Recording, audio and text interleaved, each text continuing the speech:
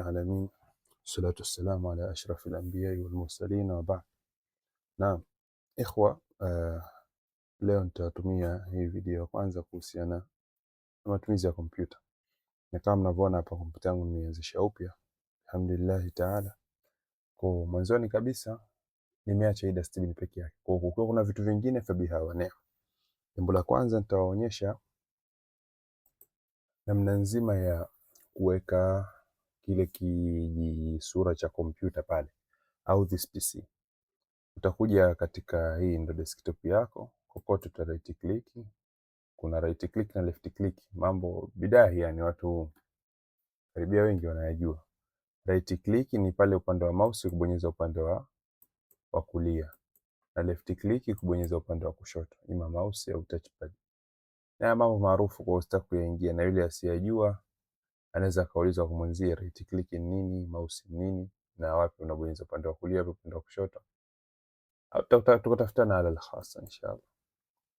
Kwa kubonyeza right click utakuja moja kwa moja kwenye personalize au kwenye Kiarabu inaitwa takhsis.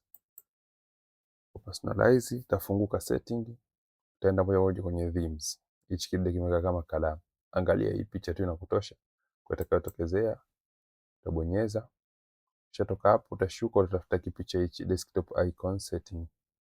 Kwa kubonyeza hicho utachagua kompyuta. Ushauri wangu washa hichi kilichoandikwa kompyuta, na cha mwisho kabisa control panel. Ukiwasha hivyo itakuwa imetosheleza, utabonyeza okay. Kisha ilafunguka hii utaifunga, na hiki cha rangi nyekundu ndo kazi yake funga. Khalas, itatokezea kama hivyo, itakuwa imetosheleza. Unaweza kuongezea kuvipangilia, mathalan ukapangilia vikawa auto arrange, ikajipanga vyenyewe. Khalas, kwa kile kinachokuja kitafuatia chini yake. Hivi ndio napenda kwangu mimi itokezee. Kwa wengine wanavyopenda wataangalia wao wenyewe, wanavyopenda watapangilia wanavyopenda wao. Jambo la kwanza moja kwa moja taangalia kuna kitu kinaitwa input output. Input au madakhil na makharij. Madakhil ni vyote vinavyoingiza data kwenye kompyuta au vinavyoingiza maalumati ndani ya kompyuta.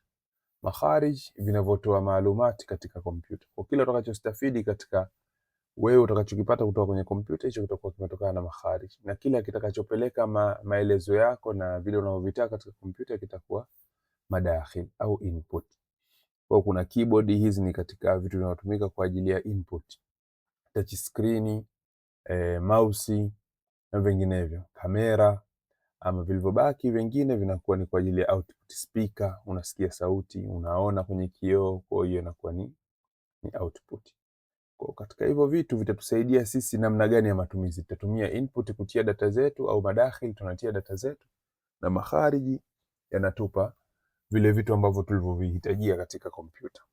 Kwa tukija moja kwa moja katika madakhil na makhariji yetu, kuna kitu muhimu sana kujua, kinaitwa location au mawaqi almalafati, sehemu zinazopatikana mafaili.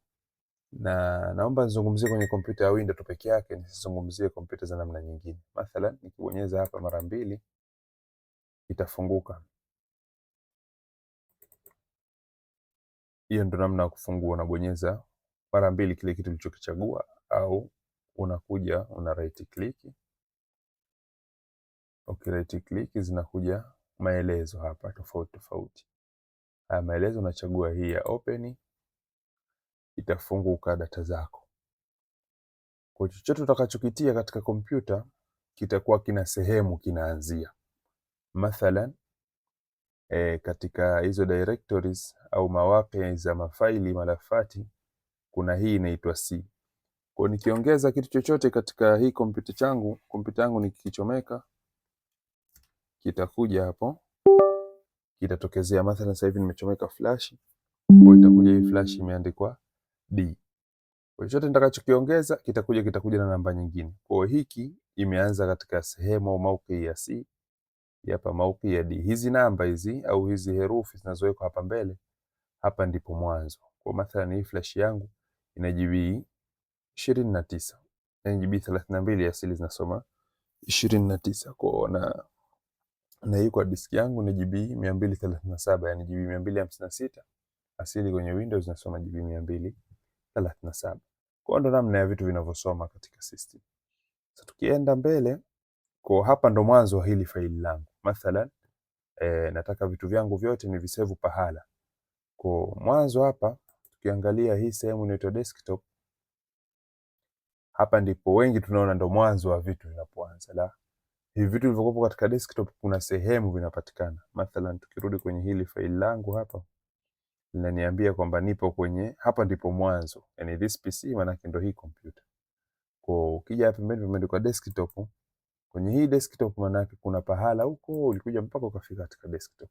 Naona si muhimu. La muhimu la leo kujua kwamba kuna pahala pa kuanzia mafaili. Kuna C na kuna vitu vingine vitakavyoendelea mbele. D, baadhi ya kompyuta ni kubwa masaha yake, kwa hiyo storage yake ni kubwa, wanakuwa wanazigawanya. Zinakuwa sehemu mbili. Mimi storage yangu ni ndogo, kwa hiyo sigawanyi, isipokuwa nahifadhi vitu vingine katika mafaili mengine. Kwa hapa tushajua kwamba faili lote litakalotengenezwa ima litakuwa katika C au litakuwa katika D au litakuwa sehemu nyingine yoyote, lakini itakuwa inapo pahala pa kuanzia. Je, faili letu lipo wapi? Kwa tunaweza tukalitafuta kutegemeana na hapo lilipo. Kwa usije kuja ukawa unalitafuta faili kumbe halipo kabisa hiyo sehemu unapolitafuta. Kwa mathalan hapa kuna C, kuna D na kadhalika, nyingine zinaweza zikaendelea. Kwa mimi leo tutaanza kutengeneza folder kwa jina langu, kisha tutafuatia tutaweka vitu vyetu katika hilo folder letu. Kwa nitafunga hapa, nimeonyesheni tu mwanzo wa vitu vinavyopatikana. Vitu vyote mwanzoni vinapatikana kuanzia hapa kwenye hichi ki application tulichokiweka kinaitwa this PC au hadha al-computer shakhsia au al-computer. Kwa ukifungua itakupeleka moja kwa moja hapa ndipo mwanzo. Kwa sisi tuna C na tuna D. Hii location iliyoandikwa C imechorwa kama viboksi vinne hapa pembeni vya rangi ya blue. Maana yake humu ndo kumetiwa window. Hii system ya hii kompyuta ipo ndani ya hiyo local disk C. Kwa madhara ya kuhifadhi mafaili yako kwenye C, siku window ikiharibika na mafaili yako yameenda. Mara nyingi huwa haziharibiki. Ila ikitokezea la qadar Allah imeharibika na mafaili yako yameenda na maji. Ama huku kwenye mafaili mengine ambayo hayana hichi kialama cha blue unachokiona hiki cha pembe nne hapa, maana yake hayo yapo salama. Hata ukiweka mafaili yako, hata kama window ikiharibika, mara nyingi huwa hakiharibiki, labda iharibike kile kifaa chenyewe cha kuhifadhia. Kwa hiyo tujitahidi mafaili yetu, kama tutaweza kutokuyasave kwenye hiyo C itakuwa vizuri. Ila tukishindwa, mimi kwa sababu kompyuta yangu ina hiyo C, nitatumia hiyo C. Ila uhakikishe mafaili yako unao pahala pengine unapaweka. Kama hivyo nimechomeka flash, kwa nikimaliza kuyasave mafaili yangu yakiwa na umuhimu, naenda kuyatia katika flash na kadhalika. Kwa tunarudi. Jambo la kwanza leo tutaanza, tushaona namna gani sehemu. Jambo la kwanza tumeona namna gani mafaili yanapoanza. Mafaili ima yanaanza katika C au kwenye khazana yote tutakayochomeka baada ya hapo mbele yake. Kwa sasa leo nataka nitengeneze faili hapa katika desktop. Kwa kama tulivyosema, kuna kitu kinaitwa right click, zinakuja option na left click, yani kubonyeza upande wa kulia au kubonyeza upande wa kushoto. Ukibonyeza upande wa kushoto kupitia kwenye mouse, nitaenda moja kwa moja kwenye new au jadid kwa Kiarabu, alafu nitachagua folder. Nishalichagua hili folder, nitaandika jina mathalan Abu Yazid. Na hili jambo la kuandika kila mtu afanyie umuhimu katika kujifunza. Yani ni mahara. Na mahara mtu ajifunze kwa mara moja. Ukae kitako ujifunze miezi mitatu, miezi miwili, mwezi, tegemeana na uharaka wako. Na tutaelekezana inshallah nahisi katika wiki za usoni hapo namna gani ya kujifunza kutype. Kwa nimeshalitengeneza hili faili langu linaitwa Abu Yazid. Kwa humu ndipo nitakapokuwa natia data zangu, na tutaanzia hapo katika namna gani ya kutengeneza vitu vyetu, na tutakuwa tunavisave humo mathalan tukiwa tunahitajia kuvisave. Kwa nikija hapo kwenye Abu Yazid nikifungua, kutakuwa hamna kitu chochote kilichotokezea. Kwa hamna kitu kilichowekwa. Kwa tukija tukiweka baadaye mafaili yetu, tutakuja tutaona tunaweka vipi, tunahifadhi vipi na tunayapangilia vipi. Kwa nikirudi nafunga tena hapa, narudi kwenye hii Abu Yazid tuliyotengeneza. Namna ya kutengeneza, una right click kisha unakuja kwenye new kisha folder. Ukishatengeneza litakuja hapo. Yakisha kuja hayo maneno, huna haja ya kufuta, au unaweza ukayafuta ukaandika jina la folder, jina la folder, kisha ukabonyeza pembeni au ukabonyeza ile folder lenyewe, litakuwa lishajisave. Kwa hiyo ndo namna ya kutengeneza folder. Namna gani? Right click, new, kisha unachagua folder, halafu unaandika jina la folder. Utakuwa umeshamaliza kutengeneza folder, na hicho ni kipengele cha pili tulichojifunza kwa siku ya leo. Kwa hiyo tukishaona tumelitengeneza folder letu, vipi tunalifuta? Kulifuta katika keyboard kuna sehemu imeandikwa delete. Kwa hiyo unalichagua hilo folder ulilitengeneza, mathalan hili la pili nalichagua, kisha nabonyeza delete. Ile folder litakuwa limefutika.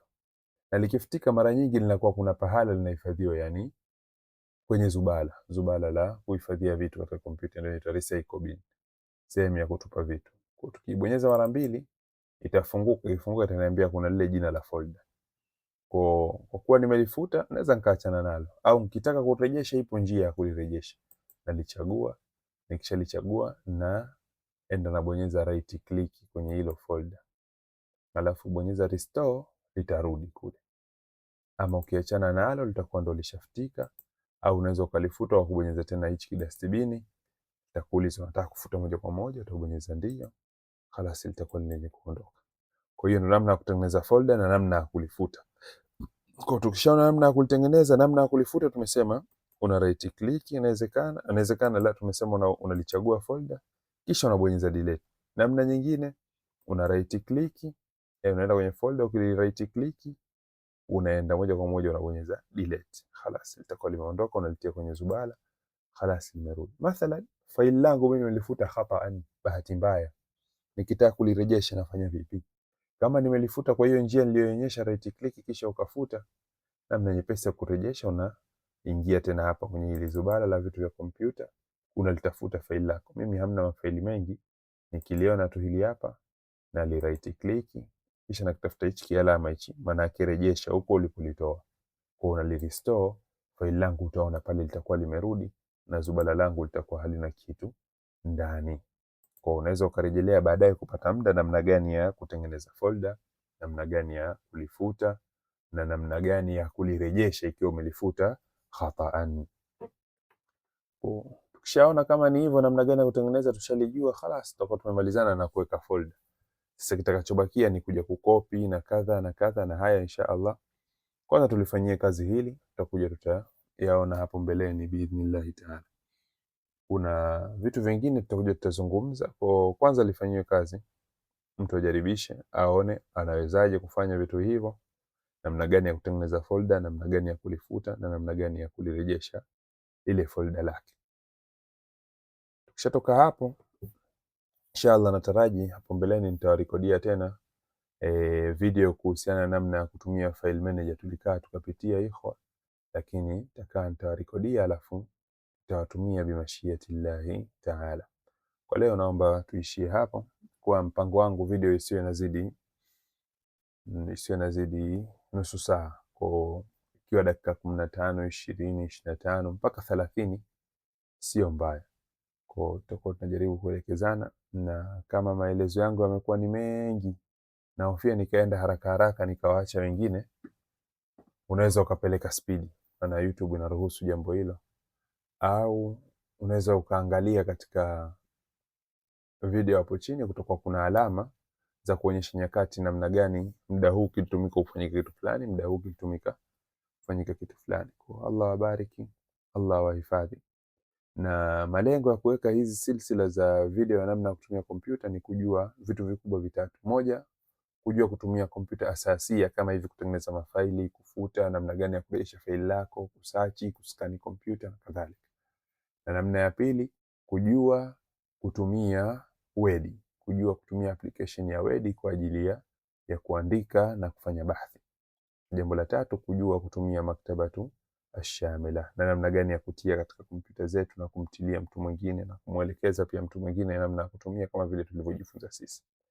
Na kwa leo naona itakuwa imetosha kwa kipande hiki kama iftitahia ama ufunguzi, kisha uko mbeleni tutakuja tutaelekezana namna gani ya kutumia zaidi na zaidi hizi kompyuta zetu. Wa ila huna wa hadha, assalamu alaykum wa rahmatullahi wa barakatuh.